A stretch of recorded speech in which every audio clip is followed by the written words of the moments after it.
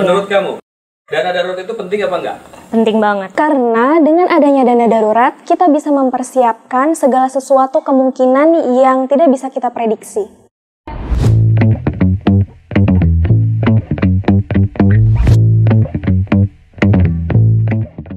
Halo, perkenalkan saya Gita, saya mahasiswi. Saya Rama, saya adalah selebgram. Gue Wanda, gue seorang digital creator. Halo, saya Indra Ibek, saya pelaku UMKM. Halo, saya Novika Aulia Syahbani, saya berprofesi sebagai seorang medis.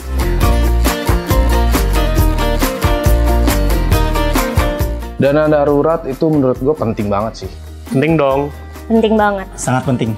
Karena dengan adanya dana darurat, kita bisa mempersiapkan segala sesuatu kemungkinan yang tidak bisa kita prediksi.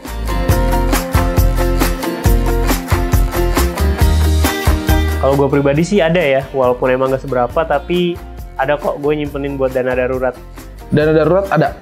Punya. Saya punya dana darurat.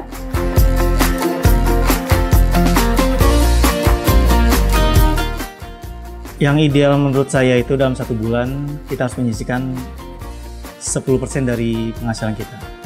Biasanya saya menyisihkan 5% dari penghasilan bulanan saya untuk dijadikan dana darurat. Yang ideal menurut gue itu 5-10 mungkin ya, dalam 1 bulan. Sebagai mahasiswi, saya sisihkan uang jajan per bulan untuk dana darurat 3 juta. Kalau dana darurat ideal kembali lagi ke orang sendiri-sendiri ya. Mungkin ada yang masih mahasiswa atau udah ada yang berumah tangga.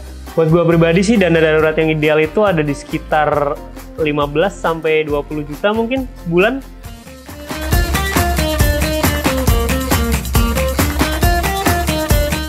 Kalau dana darurat udah pasti nggak di rumah dong, gue simpen di bank. Aku simpan di bank. Nyimpen di bank pastinya. Karena di bank paling aman. Biasanya untuk dana darurat saya simpan dalam bentuk perhiasan ataupun emas batangan.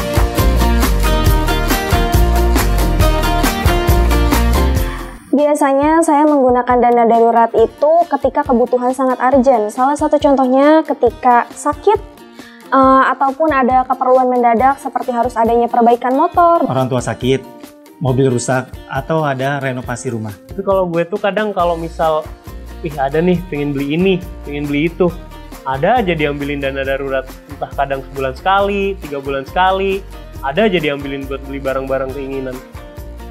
Gue gunain itu kayak misalkan, ini amit-amit ya, kalau misalkan nanti terjadi kecelakaan atau mungkin nanti kayak kebutuhan finansial, atau mungkin kayak kita misalkan beli barang yang bener-bener itu diharuskan punya saat itu juga, ya menurut gue wajib digunakan dana darurat itu. Saat aku butuh sesuatu yang mungkin udah lama, misalkan aku pengen beli, terus aku gunain dana itu, atau kebutuhan yang mendesak. Assalamualaikum Sahabat Syariah, saya Fahmi. Setelah mendengar tanggapan dari Sahabat Syariah, saya sangat appreciate. Kenapa? Karena ternyata banyak anak muda yang sekarang sudah aware tentang pentingnya dana darurat. Kenapa? Karena emang penting banget. Bahwa menjadi penting, kita harus sadar deh, keuangan kita itu nggak selalu sama. Kadang di atas, naik, bahkan kadang juga turun. Apalagi ada faktor eksternal yang uncontrol.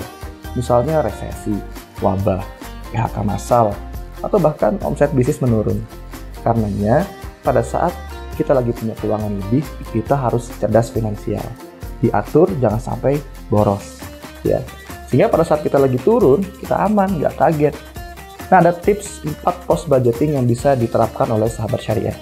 Yang pertama adalah priority budget. Ini adalah kita harus tahu mana prioritas, mana bukan prioritas. Jangan sampai budget kita lebih untuk hal-hal yang nggak penting. Yang kedua adalah kita harus menyiapkan juga yang namanya growth budget.